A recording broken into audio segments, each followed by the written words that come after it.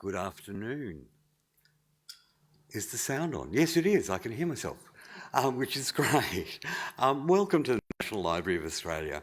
I'm Marcus Hughes, Director of Indigenous Engagement here at the Library. I'd like to begin by acknowledging Australia's First Nations people, the first Australians as the traditional owners and custodians of this land, and give respect to the elders past and present, and through them to all Aboriginal and Torres Strait Islander peoples. Thank you all for attending this afternoon's presentation by Professor Kate Fullagar, a National Library of Australia Fellow for 2021.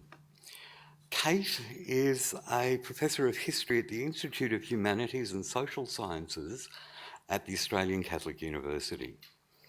She studies the 18th century world, particularly the British Empire and the many Indigenous societies that it encountered. Her interests in comparative Indigenous history focus on the Eastern Pacific, the American Southeast, and the Eora of today's Australia.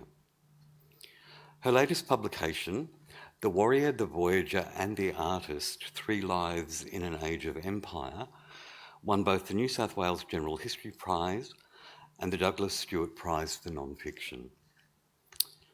Kate's fellowship research at the National Library has formed part of a major reconsideration of several key Indigenous negotiators with European agents throughout the Pacific world in the period between 1750 and 1820, taking a new approach to challenge common settler understandings of historic Indigenous agency and contexts.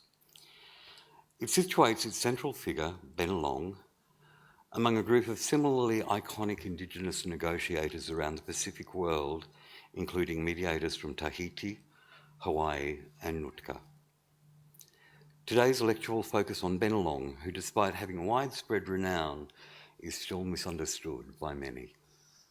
Please join me in welcoming Kate Fullagar to tell us her story.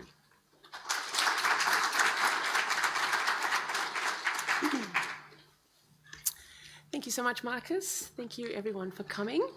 And particularly thank you to the staff here at the library. I've had a fantastic fellowship here. It's a wonderful way to come back to Canberra.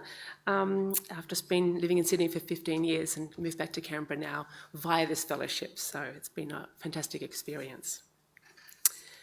And I've also, I have to say, just tried to learn from the AV people that I should stay put rather than wander around. I've had 10 years of lecturing undergraduates, which makes me wander around, keep everyone awake, but I have to go stay put here for the AV needs, so you'll have to keep yourselves awake. And I will have to try and remember to use the mouse as a pointer if I want to show something on the screen.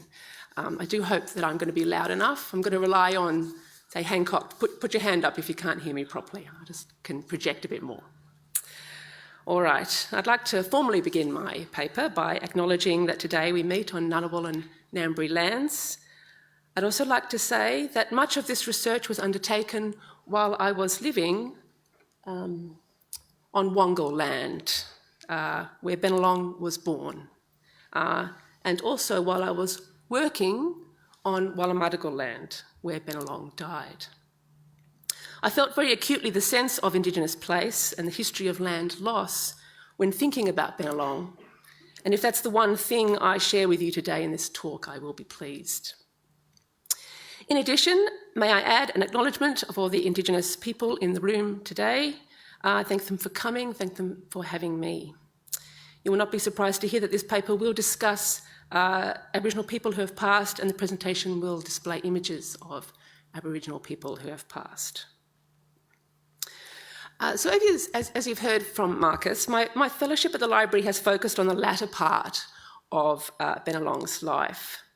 It fits into a larger project, actually a sort of a separate second larger project of mine, which seeks to revise the history of the relationship between Bennelong and Arthur Phillip. This is going to entail writing kind of a new account of Phillip's full life, which surveys his full 50 years of naval service. And it's also going to mean expanding our sense of the full life of Bennelong, who lived roughly between 1764 and 1813. Now, Bennelong is a name known to most of us, to most Australians, I think. because of the 5 or 6 years he spent with the first colonists of New South Wales, sort of from 1789 to 1795. What most people know about him is that he formed a relationship with Governor Arthur Phillip. He was instrumental in brokering communications between the British and the Eora, and then he went to England with Phillip. Until a few years ago, the consensus view of Bennelong also was that he returned from England, 1795, and became a drunken, kind of tragic figure. Now, those who followed recent work on Bennelong might sense that this last part is not quite right, but few know exactly how or why it's not quite right. Today, I want to focus on that last part of Bennelong's life and provide some texture or detail to the revised view. Now, I know I said in my abstract that I was also going to discuss how this revised view of Bennelong accords with several Pacific contemporary counterparts, and I know that's sort of partly, as Marcus described, my whole fellowship here. But I don't think I'm going to have time today to go into the Pacific kind of comparisons we might want to make, for which I apologise. But I would like to note that my initial suspicion that there was more to say about Bennelong's end story came about because I saw this so often in similar Pacifica stories. I am more usually a historian of the Pacific. There are many Indigenous heroes of colonial contact during the era of Pacific exploration that are seen at first as being kind of canny and clever, but then somehow always ending up tragic and hopeless. For example, this is the tale of Mai, or Omai, who sailed with Captain Cook and about whom I wrote in my last book. He was seen at first to be a feisty young man, but then was often characterised as later turning into a, quote, callow misfit because of his interactions with the British. It started to seem to me that there was something almost like a Bennelong trope in colonial history, whereby Indigenous negotiators are celebrated as vehicles for possibility, but then always mourned in the end because those dreams of possibility rarely pan out. Colonialism always surpasses them or destroys them. We may find if we reinvestigate our stories of these negotiators, or if we apply new pressure to them, that this recurring trope is in fact just a feature of our approach to colonial history. If we start to think beyond conceptions of either colonial kind of achievement or colonial devastation, one or the other, then Indigenous life can become once again a complex thing, its own thing. It can indeed become a new centre for the histories of empire that we might write. So starting with the precept that the colonial project was always incomplete, Bennelong's post-colony life can help to illuminate the ongoing Aboriginal presence around Port Jackson. It was a harmed presence, to be sure, but one that was adapting and maintaining and surviving. It was a presence that should be understood in its own terms and not just for the way that it illuminates colonial past. So my plan here today is to first go over the more common kind of known story of Bennelong to make sure that we're all on the same page. And then secondly, I'm going to turn to the lesser known last 18 years of Bennelong's life, from 1795 to his death, aged nearly 50, in 1813. So Bennelong was born around 1764, a member of the Wongal clan of the Eora, whose land runs roughly from today's Darling Harbour right over to Parramatta, or Parramatta, as we settlers like to call it. It's not clear from the colonial records what the Wane of the Wongal means exactly, but we do know that the Wongal were tied closely and united with the two other main kind of saltwater peoples of the Eora, which is the Wallamadigal, north of the river, and the Burramadigal. The Wallamadigal, people of the snapper; Burramadigal, people of the eel. The Wongal were generally not so friendly, not as friendly, with the Cadigal over here or the Camaragal up north, the more eastern-ended parts of Port Jackson. Now, Bennelong was known by many names. At one point he told Philip that his preferred name was Wallaraware, but most people seem to call him a variation of Bennelong. We think that he had at least 3 sisters, possibly 4.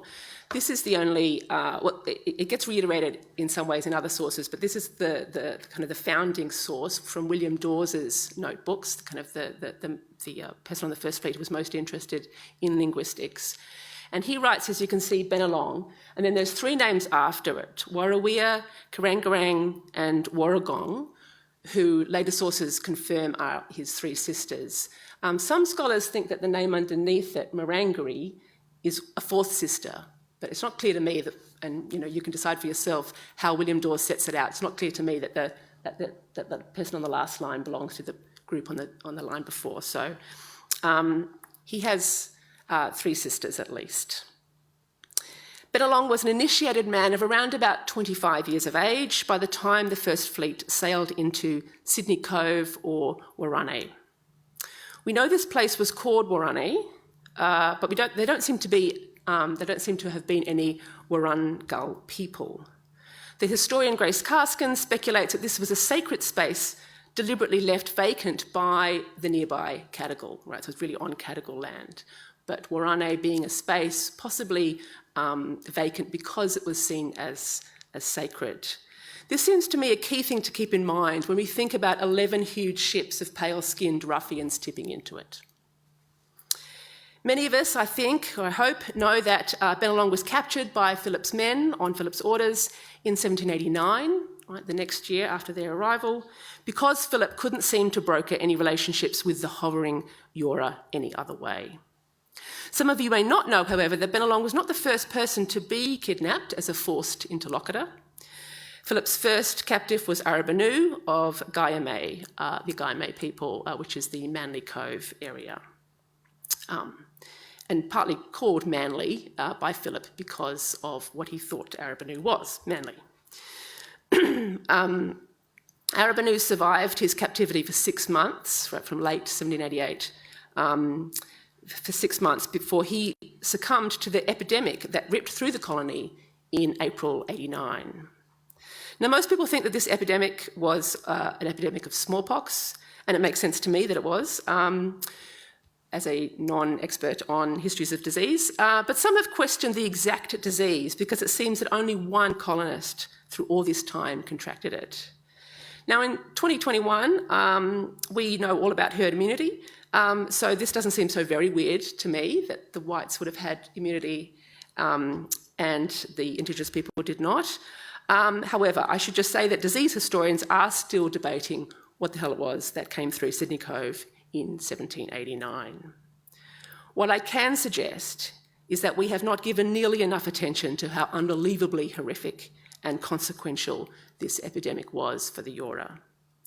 And who better than the global citizens of 2021 to fully appreciate how the ramifications of an epidemic.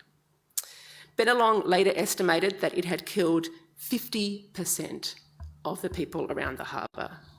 Some later experts believe this might be an underestimation. It almost entirely wiped out the Cadigal. Clearly, whatever it was brought in by the newcomers at Warrane.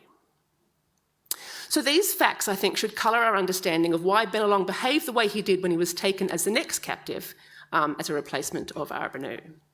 In fact, his kidnapping, that's the note for Dawes.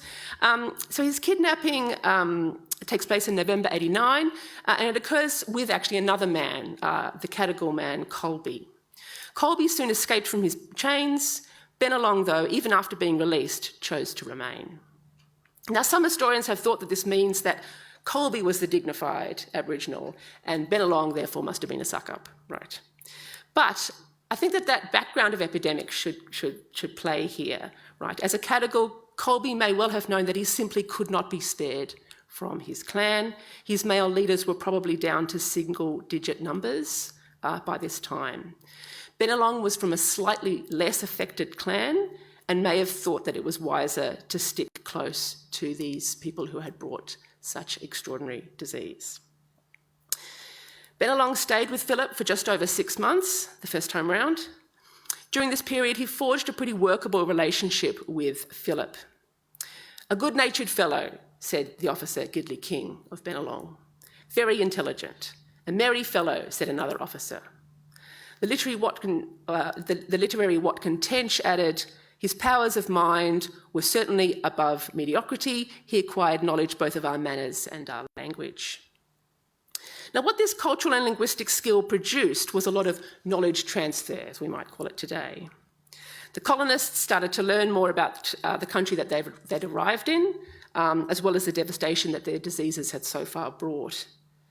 Bennelong started to learn about the newcomers' methods of communication, their sense of hierarchy, how much Philip loved being called Bianna, meaning father, and how little these folks seemed to know about how to feed themselves, as was becoming evident into 1790. In May 1790, all the same, despite this kind of growing relationship, Bennelong suddenly took off. "Our native has left us," wrote Philip sadly to Joseph Banks. "I think that man's leaving us proves that nothing will make these people amends for the loss of their liberty." When the British saw Bennelong again some 4 months later in Manly Cove, he seemed to them to have fallen on hard times. His body seemed now disfigured with scars. What the colonists saw as hard luck, however, was probably the sign of Bennelong's rising esteem. He was now in a position to be in the front line of the blows issued in ritualised clan battles. Either way, what happened next may be the best known thing about Bennelong, which is that he was present at the momentous spearing of Philip.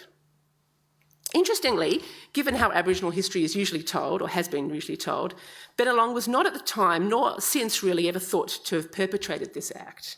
But in reality, I think he probably did. He didn't throw the spear. That was by a northern-based Eora man called Willimaring. But he probably did arrange for Philip to be in Manly Cove, or Guyamay, defenceless and eager for a reconciliation, and for Philip to be completely then surrounded by different Eora warriors. Bennelong was the one who first carried the spear. He was the one who put it down carefully on the ground before Philip, and he was the one who knew the kinds of hand gestures that Philip would be making when he was advancing towards him. That Willimaring undertook this deed, took the signals that he'd been told and then undertook it at the precise time that he did, I think suggests to me another sign of deference to Bennelong, right? Bennelong didn't do all this as an act of aggression, but as a payback for his original kidnapping. Philip, who was desperate by then for a connection to the Eora, ordered no reprisals for this act. To Bennelong, this meant that the slate was now well and truly wiped clean. He had publicly punished the man who had coerced him. At this point, he then signalled to all the other Eora that Sydney Cove could be a new meeting place. It's certainly undeniable that from about October 1790, Aboriginals and colonists mixed much more frequently. Some earlier historians have called this time the coming in of the Eora. I think it's perhaps wiser to call it a period of détente. The fragile peace lasted 2 years. At the end of it, a rather unwell Philip finally received word that he could go home. He took Bennelong with him, as well as another Wongal man called Yamerawani. This was supposed to cement the fledgling relations between the two parties. The lot of them, all three, Philip, Yamerawani and Bennelong,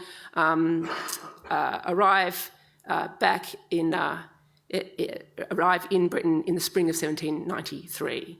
First of all, to a round of London touring that lasted roughly 6 months. Then Bennelong spent nearly a year staying near Lord Sydney's associates in rural Eltham with Yamerawani, but unfortunately Yamerawani at Eltham dies of a virus around about May 1794. After that, Bennelong lost most of his interest in his adventure and sought a passage home. Bennelong finally got back in late 1795 with the incoming governor, John Hunter. After that date, until just a few years ago, the dominant story was that Bennelong then loses his way. He couldn't reconnect with his own people. he fell afoul of the colonists. He was adrift between two worlds. In the 1960s, Manning Clark lamented that Bennelong, quote, disgusted his civilisers and became an exile from his own people, rushing headlong to his own dissolution. Even staunch advocates for Aboriginal people, such as Bill Stanner and John Mulvaney, misunderstood him. Stanner thought him a mercurial upstart and eventually a bit of a turncoat, while Mulvaney doubted that Bennelong could possibly be much honoured by his people today. Into the 21st century, Inga Clendenning felt that after England, Bennelong fumed his way to an outcast's grave. He should have died earlier in the days of hope. Marcia Langton even agreed that he'd become bitter and alcoholic, quote, a weak, defeated man. Now, as I've intimated, in the last decade, I've been marginally involved with a group of people who have reconsidered the later life sources and tried to show a different view of Bennelong. This group's been led by Aboriginal leaders at the Bennelong Putney Project, especially the Madden family and Jodie Orcher. It's been partly driven by the historian Grace Karskens, the geographer Peter Mitchell, and the independent scholar Keith Smith. This revised view is starting to make its way into the various websites on Bennelong, just as one measure that I could give you. This is a changed view that you can see on the City of Sydney website, for example, or the City of Ryde website. All the same, though, it's notable that the most gorgeous representation of Bennelong in the last few years has undoubtedly been that of the Indigenous Bangarra dance troupe. Their 2017 production of Bennelong worked really hard to portray their hero as a much more dignified character than known. And I think in many ways it's a huge success, the way that they give this revised idea of Bennelong a place on stage. And yet, even Bangarra chose to close the show with Bennelong literally trapped in a box, right? Presumably doomed from his contact with British society. I don't have any images from that because they were under copyright and I didn't quite know how to get around it, but it's quite easy to see aspects of that presentation on the web. So what is this revised view? So for the remainder of the paper, I want to take you through how else we might understand Bennelong's later life and what the sources in this very library could add to that new understanding. The first thing that we learn from a lieutenant on the 1795 return ship is that Bennelong went off around about October 1795 to, quote, a farm not far from the settlement. This may well have been already James Squire's property at Kissing Point that we know he lived on in later years. James Squire, emancipated convict, had been granted 30 acres at Kissing Point just 3 months earlier, right in July 1795. And here's the library's print of Squire's farm, which is today the suburb of Putney. The next year, Bennelong dictated his famous letter to a Mrs. Phillips, to a Mr. Phillips, and the library holds a manuscript copy of it, very famous item in their collection. There has been some debate about who this Mr. Phillips was. The author Bennelong in it, this is a clearly dictated letter, the author Bennelong says that it's written to Mr. Phillips, steward to Lord Sydney, which many have long thought to have been some kind of underling to Lord Sydney, who was the Home Office Minister at the time. And so he was writing back to someone that he'd met while living for that year in rural Eltham, which was around Lord Sydney's estate. Keith Smith, though, the scholar I mentioned earlier, believes, and I think rightly, that what Bennelong really meant was Arthur Phillip, whom Bennelong understood to be a kind of steward of Lord Sydney, which I think is fair enough. Additionally, there doesn't seem to have ever been a Mr. Phillips in the employ of Lord Sydney, and moreover, Bennelong addresses in this letter to Mr. Phillips, he mentions a Mrs. Phillips, and he says to Mrs. Phillips, "You nursed me, madam, when I was sick. You're very good, madam. Thank you, madam. I hope you remember me, madam. I know you very well, madam." So the new Mrs. Arthur Phillip, it's called Isabella Whitehead, likely did meet and indeed could have spent some time nursing both Bennelong and Yamarawani when they were sick. just before she married the ex-governor in May 1794. The best bit of this letter, in my view, is this line: "Not me go to England no more, I am at home now." It's a clear line in the sand, a clear statement of reorientation by Bennelong back to his origins. That reorientation is best seen in two ways, I think. I think it's apparent in the several large battles that he took part in after 1795 as an elder of the Wongal, picking up his duties and obligations. And secondly, I think it's apparent in the many references to his leadership that are snuck into kind of sometimes unlikely commentaries, the kind of things you can find here in the library. So let's look at the battles first. Within a year, Bennelong seemed to be caught up again in the normal cycle of ritualised, revenged battles. These were quellings of wrongdoing, elaborate theatres of semi-violence that puzzled colonists for years. An American voyager in 1798, was passing by, or had briefly been in Sydney, noted that, a quote, "The Europeans in Sydney are almost as much in the dark now as they were 10 years ago with respect to the cause of these fights." Right. Colonists observed their frequency around the harbour, but they rarely seemed to cotton on that only the esteemed leaders could stand in the front line to take the barrage of spears from enemy parties. They saw, for instance, that Bennelong was often there in the front line, but they assumed that this meant that he was little valued by his people. In fact, it indicated the opposite. Bennelong's first major battle upon return happened in 1798 with the Guiagal from Botany Bay. No, sorry, I'll just move here. This is just a range of some of the sources that I've been looking at. This battle in 98 with the Guiagal was spurred by the fact that a Cadigal friend of Bennelong's had been injured by the Guiagal, and Bennelong became part of the force who sought revenge against them, right? For fairly complex reasons, because as I've already intimated, he wasn't always on the best terms with the Cadigal. We know about this particular battle from the lesser read second volume of David Collins' History of New South Wales. 2 months later, Bennelong was involved in a related battle against the Comagal, who neighboured lands with the Guiagal at Botany Bay. This time, Bennelong suffered a spear in his side that came out through his belly. The same American onlooker, Benjamin Carter, noted the intensity of the screams of the women at this point, possibly a sign of their particular attachment to Bennelong. In 1801, Bennelong faced another barrage of spears to revenge the death of a woman near Warrane, or Sydney Cove, again recounted in Collins. In 1805, Bennelong participated in no less than 3 battles, one to the north, one near Parramatta, and one on Cadigal land, all of them reported in the Sydney Gazette. In 1806, Bennelong was part of another battle against the Guiagal that some thought might actually kill him. The Sydney Gazette says his wounds now proved nearly fatal to him.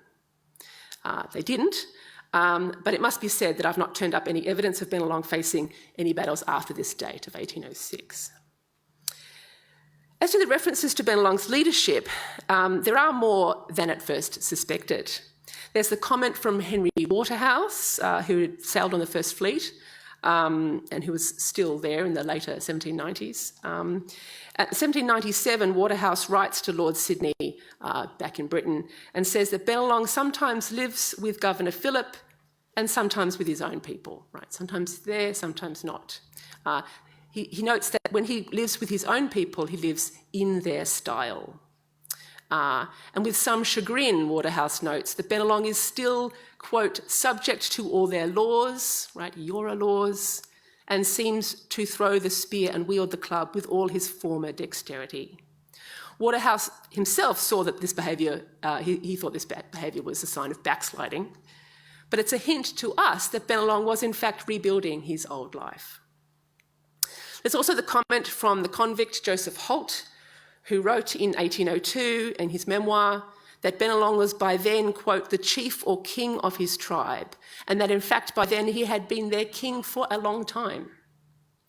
Every tribe has its chief, Holt went on to explain, who make laws, hear trials, and act as judge. It's probably not quite true, but it does appear to be the case that the tribe Bennelong now headed was not the old Wongal, from which on whose land he was born, because they really had been very disordered by colonialism. But he probably headed a new conglomerate grouping situated at Kissing Point on Wallumattagal land. In 1805, the voyager John Turnbull, who was passing by Sydney, met Bennelong a couple of times. He had not much good to say about him because he didn't seem to like any Aboriginals at all, it seemed. However, even amidst his dislike, Turnbull had to concede that Bennelong was, I quote again, a warrior of great repute. As mentioned, I've not come up with much information about the last 7 years of his life. I am presuming at the moment that he was so badly injured in that last battle with the Guyagal that he was in fact incapacitated, or at least forcibly retired from public activities. This would have been when he was about 42 or 43. We do know that Bennelong had one surviving son called Digi, born around 1803 to an unknown woman. Now, many websites and articles I've noticed recently like to state categorically that this woman was Burong.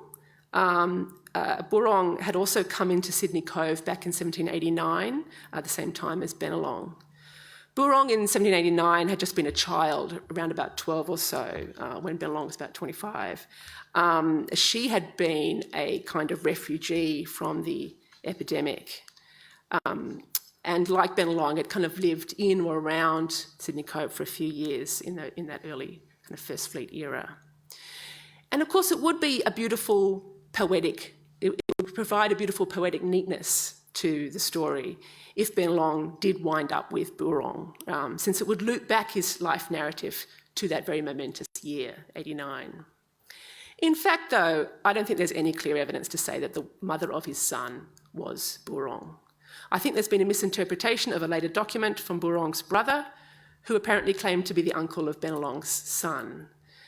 Because of this lovely fellowship, I've been able to check that actual document in the library, and Burong's brother said that he was an uncle, period, and not the uncle of Bennelong's son. Another source, indeed, from Lachlan Macquarie's papers, suggests that Digi's mother was from a north-based tribe, kind of around today's Richmond, which frankly to me sounds more likely.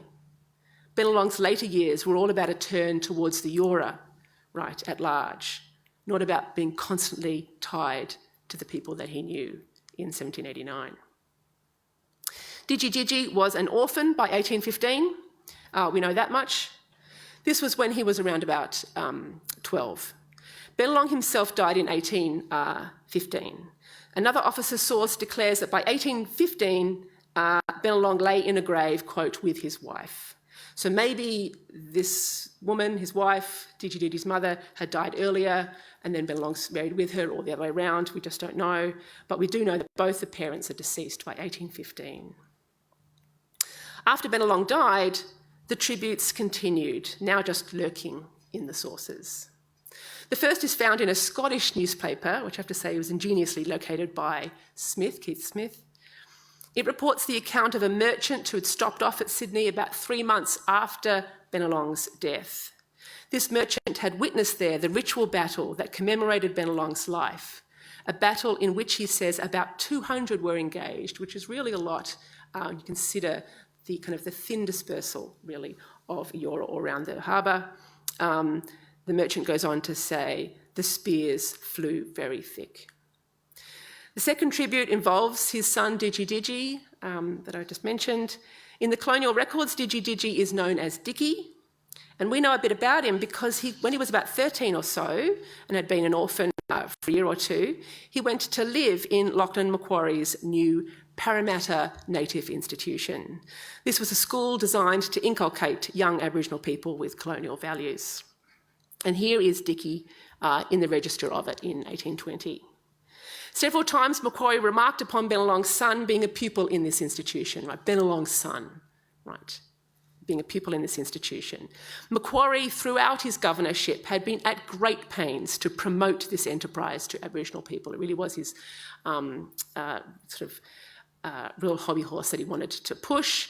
So it's intriguing to me that he would do so by latching onto Digi's proximity to Bennelong. This is not what a governor would do if Bennelong was a disgraced person. It's what you do if you know that he was very well respected by his own kin. Third, there's this rather beautiful memory by the missionary Samuel Lee, a missionary who never met Bennelong, but who evidently knew how much the man meant to others. In 1821, so 8 years after Bennelong's death, Lee met with members of the Kissing Point group. He showed a portrait of Bennelong to them, that he'd had, a small little pocket portrait. When they looked upon his features, Lee recalled, they were astonished and wept aloud. "It is Bennelong," they cried. "He it is. He was our brother and our friend." The scene was so affecting, Lee added, that his wife and another missionary broke down and wept in sympathy with the Eora king. Fourth, we know that also in 1821, also 8 years later, after Bennelong's death, the Cadigal man Nambury died and was then buried with Bennelong and his wife. So there are 3 people in the grave that we know of. This apparently was done according to his own explicit wishes. Like Burong, Nanbury had been one of those first Eora who'd come in to meet, to live around Arthur Phillip. So he'd known Bennelong for more than 20 years. All the same, it was pretty rare for Cadigal people to be so fond of a Wongal that they wanted to share eternity with them. Moreover, Nanbury was related to Colby, the person who'd been kidnapped with Bennelong, who definitely had a very mixed relationship with Bennelong. The fact that Nanbury wanted to be buried with Bennelong indicates to me a sign of reverence. Finally, the last and also poignant proof of Bennelong's status, sorry, I should keep up with my pictures. Here is the picture of Nanbury when he was a child. So 20 years later, he's the one who requests, as a Cadigal man, to be buried with Bennelong. But there's one more kind of piece of posthumous tribute, and this comes from Bennelong's successor as the leader of the new Kissing Point group. This was Biji, who, like Bennelong, had started life as a member of another clan, in his case, the Barramadigal people. Also, like Bennelong, he had lived through enough of the disordering effect of colonialism to have had to recentre, through force of circumstance, his concept of home in a new place. In 1828, 15 years after Bennelong's death, another missionary observed that Biji was, quote, a frequent visitor to Bennelong's grave, there amongst the orchard, the orange trees in the orchard, I should add. He expresses a wish, this observer went on, to be buried by the side of his friend Bennelong. He is another, I think, and it seems to me, momentous honour to a man who was supposed for so long to be an outcast. By thinking again about Bennelong's life from this perspective, instead of from the perspective of later colonial kind of morality tales, a different story emerges about this key early negotiator. Yes, he is important in Australian history for how he interacted with the first colonists, but the measure of his meaning in Australian history needs to go beyond these interactions, to see his later absence from the colony as, in fact, of course, being a presence elsewhere. Bennelong's presence as a leader of a group of Eora people took up close to 3 times as much energy in his life as did his experience with the First Fleet.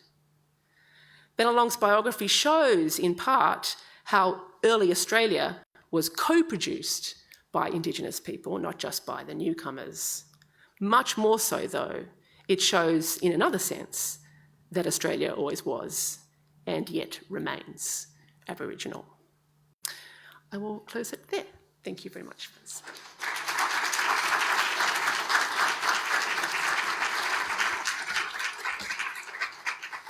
Now, because I have been a lecturer corralling undergrads for the last decade, I will just take questions myself, but I am to remind you that a questioner needs to use the mic here because this whole thing is being recorded and we all need to hear the questions properly. So there's a mic there and there's a mic there, I believe. Anyone over there? It's Angela.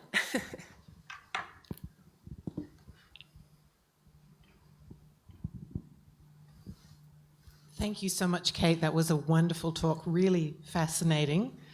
I think you've done a very good job of demolishing much of the kind of usual story of Bennelong, the being an outcast, not being respected. And I was intrigued, even though it was vague, the story about having a second wife, which I had no idea about, because the sadness supposedly of not having Barangaroo anymore is always part of the usual story. I'm wondering if you're willing to say anything about the alcoholism, which, I mean, it's in a way one thinks, there was heavy drinking was so widespread at that time that to accuse anybody of alcoholism then is, you have to wonder about it. But I'm just wondering if you would say anything about that now. Yes, thank you very much. So the question's about this sort of ongoing detail that's always thrown into the stories about Bennelong as a tragic figure, someone who ends up as a tragic figure, and it's always to do with alcohol. But I think, Angela, you've kind of said which is my usual stock answer to this question. This is a colony, this is a harbour awash with alcohol. Generally, I believe from some of the brief histories of drink that I've read, that this is probably not very strong alcohol, but we know it's ubiquitous, right? We know it's everywhere. So when you delve down to those kind of sources that talk about Bennelong amongst his own people and the battles that he's fighting, the kind of leadership roles that he's trying to take on, when you get down to that granular level, there's never any particular mention that he has more of a problem with alcohol than anybody else. In fact, all those kind of quotes that I've just given are never surrounded by commentary about alcohol. In my view, I think it's just something that gets added on to any kind of dismissive gesture that is then made. I should also kind of clarify that a lot of those quotes that I read out, if they come from a colonial source, that often almost always provide, the whole paragraph is almost always pejorative, right? Which I did not feel the need to go into all the pejorative ways that people understood Bennelong. I just wanted to bring out, actually, despite all the pejorative meanings here, what you're also telling me is that he's leading a battle. He's at the front line. He's back with his people. He's marrying, away from the harbour, not towards the harbour. Those are the kind of facts that I wanted to bring out. And when you kind of burrow into those facts, it's quite easy actually to not see any more, not see any emphasis on alcohol more than you might see for anyone else, right? I should just say, just to underscore, now I'm just going to be rabbiting, but I've got a little time to do it, that in terms of alcohol and the persistence of the tragic view about Bennelong, I just saw yesterday in the library's own bookshop a brand new book of Australia, which is about rum, the distillation of Australian history, I think it's punningly called. Of course, there are anecdotes, therefore, about Bennelong, because this seems to go hand in hand, and they're all dismissive, tragic stories of a drunken fool, right? That's a book published in 2021. So I like to think, when I was writing this first, I thought, gosh, this story, I've been talking about this story for ages, and other people have been talking about it even more eloquently than me. I've got nothing new to say, but actually I think the Bennelong trope is still out there, and I think it's important for various reasons to try and confront it. There's a question back there and then down here. Oh, there's going to be one here first. Yes, thank you very much. It's really interesting. I'm really puzzled by this so-called captivity, given that Bennelong, is an Indigenous person and, wouldn't have been held, would know the land so well. And it seems to me that the stories of the little house on Bennelong Point, as a bribe or as a sort of trick and all of this, it just doesn't seem to wash with me every time I hear it. And then when I heard you speak today again, bringing up the fact that he's later a crossover at Man and he's perhaps present at the spearing and clearly implicated in some way, that perhaps he is actually from the get-go trying to position himself into a later negotiating position that he could then exploit. Whether it unfolded the way he planned, I guess not, because who would have thought or understood how the white people were going to be operating. But I'm just puzzled with what kept him there, what kept Bennelong on Bennelong Point for so long. when clearly, he could run rings around the locals or the local white people. To my understanding of, and you're referring to when Philip builds him a hut on Bennelong Point, which is now where Sydney Opera House is, quite a decent structure made of brick, when a lot of the whites are not living in brick. But my understanding of those years is that he barely ever lives there. This is really a stopping off point. The most kind of poignant discussions about that building is when Bennelong's there for picnic for lunch, or wants to take some of his relatives there for a bit of shelter. Mostly when he's around Sydney Cove in those early First Fleet years, he's living in Government House with Philip. He's not staying and sleeping in Bennelong's hut. So I always think of it as like, I don't know, a summer folly house or something. It's not really his residence, and it's not something that should be understood as somewhere that he lives in like a white man lives in their house, right? So if that's the main question, the other question was, do you think that he was already trying to position himself as a negotiator by 1790? Very clearly, I think within weeks of being brought into Government House, he sees Colby take off. It's clearly possible. You can tell that Arthur Phillip is not going to force someone like a prisoner to stay with him, because it will go against the purpose of having a captive, which is to try and make friends and understand what's going on. So I don't think the restrictions are very severe. And he sees Colby take off. And in his decision, within weeks of staying, I think is evidence of him saying, I will also use this opportunity to be a go-between and figure out what's going on with these people and if they're going to go away or not. Yeah. There's a question over there. Hey, Kate. Is this on? Yeah. Thank you.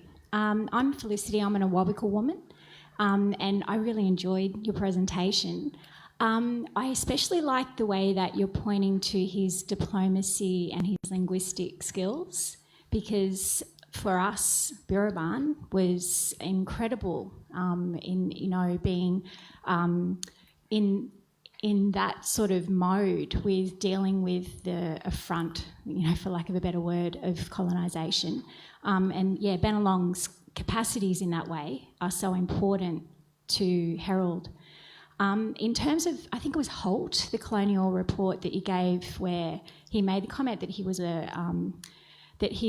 the one that made the law and that he was a chief. Unfortunately, that's not how we are structured traditionally. There is no chief. They're all queen, And our Awabakal women, which I suspect would be similar for traditional life along the area, the women were the ones. It was a matriarchal kind of structure in that way. So just to offer that the neighbouring countries can often give you that insight to check against those colonial accounts or caricatures. Yeah. No, thank you so much, and thank you for being here.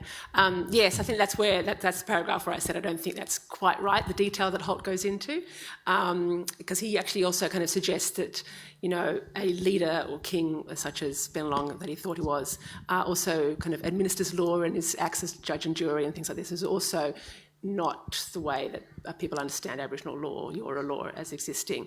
But I am intrigued that Holt makes these comments. It goes on for a couple of pages, actually, his description that this guy is leader. For me, what's resonant is that he's identified as the most significant person. That becomes, the most significant person to a male watcher anyway, who may not be seeing female leadership at the time. The point for me is that it's the opposite of the outcast figure. Yeah. So thank you very much for your comment. Yes. Thanks very much for such a sensitive presentation. But I guess I'm thinking the challenge which you've clearly addressed is using colonial sources which are stacked against Indigenous people. And I'm wondering, it was so interesting to see the letter from Bennelong. Is it possible, are there any other documents that he wrote or dictated that we could sort of say might privilege that sort of evidence? That was the first bit. The second bit, understandably, he's going to Britain is not part of your focus, but was there anything significant in terms of his experiences there which he brought back which might have influenced his later life or dealings with the colonists? Thank you. There's two questions. It's about Bennelong's other sort of first-hand sources that we might have, and about Bennelong in Britain. No, unfortunately, there are no sources directly from Bennelong's hand. I mean, that is indirect as well. That's a copy of a dictated letter. Well, I mean, it's interesting. You get used to at this point never being able to have anything accessibly, direct, which is what everyone yearns to have as an historian. But for instance, recently in the last decade or so, it's been recovered that a song that Bennelong and Yamirawani clearly sang in Britain had been the musical notes had been written down by someone in Britain. That has been kind of transcribed back here. I mean, in some ways, we can think of this as an indirect hearing of Bennelong's voice.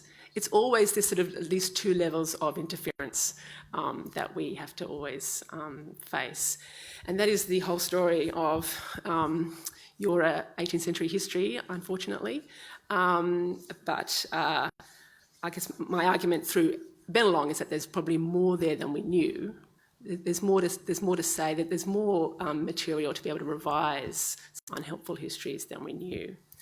The second question about Bennelong in Britain, thank you very much. I actually got into this whole story about Bennelong because I'm actually an historian I began life as an historian of 18th century Britain, and that is what I first wrote about, those 2.5 years that Bennelong spent in Britain. And from that kind of middle point, I then went back to, arrived actually at the history of my own country, which I've never really tarried in too long. But in those 2 years, I have to say, on the whole, that those 2.5 years are probably more significant for what they tell us about 18th century Britain than what they might tell us about Bennelong. I'm actually always really surprised that I think most of what Bennelong understands about the colony he gets from the settlement at Warane.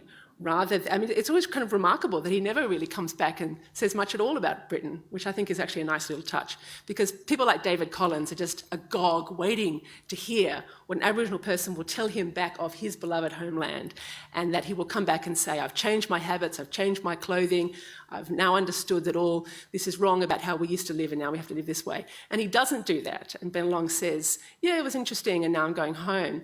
And that's when David Collins is I think, in my opinion, the most influential colonial source to say, he's so annoyed at that and says, this is backsliding, this is a return to savage life, these people aren't changeable. Because he's so disappointed that he doesn't get nice, fun news from home. And every time I've seen a kind of trajectory through the 19th century, through the 20th century, of this tragic tale about Bennelong, it almost always traces back to Collins, I believe. Any more hands? Yeah. Hi, Tony. Thanks, Kate. Really great to meet you and to follow your work on Bennelong.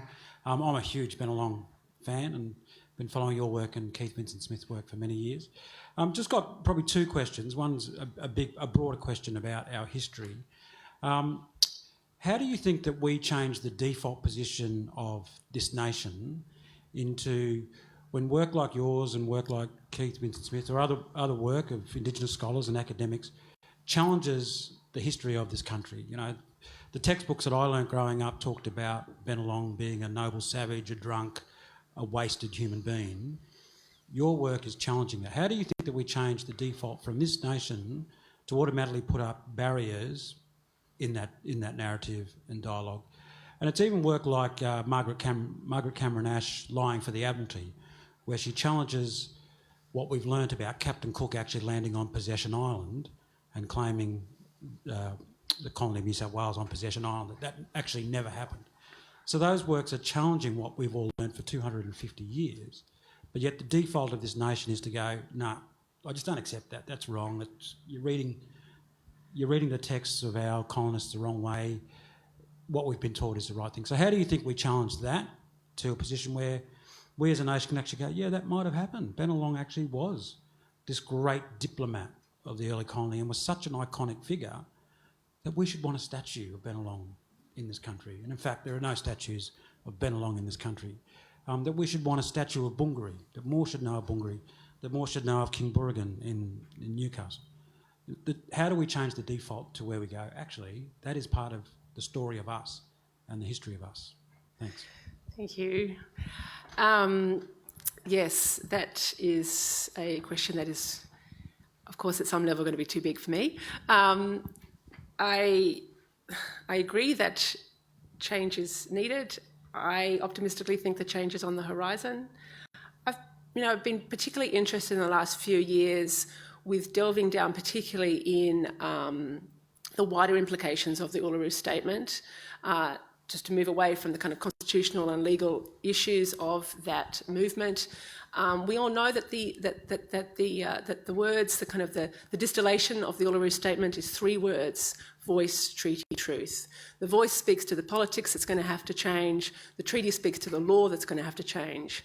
But it's interesting to me that truth is clearly there as an important third arm of this movement. And as an historian, I think that's our business. This is, well, anyone who's interested in history making's business, right? It's not just politics and the law, it's politics and the law and history. And all of those 3 will be changing, I think. It's very important to keep in mind that the Uluru Statement from the Heart very deliberately put that in that order. On the belief, I think, that a voice to Parliament and then some legislative kind of moves afterwards would need to be there first before we can really truly embrace a new form of history, right, a new truth-telling. I think the truth-telling, that new historical research should be carrying on, of course, alongside. But for Aboriginal people to then be at the vanguard of how that truth-telling is rolled out might require some actual political and legal change first. So I'm quite mindful of that I don't think that when it comes to Indigenous history that settler historians are going to be there. They shouldn't be there at the forefront, but they can keep on doing the groundwork in fellowships, in libraries and in dusty corridors, so that it's there when I think that we're due for a new reckoning of a general history of Australia, not just borrowing down to a generation which I am mostly invested in. Thank you for your question. Right, this might be time. Is there maybe one question? No, I think we're at time. Thank you very much, guys, for being here. Might catch up with you later afterwards if you have any other questions. Thanks.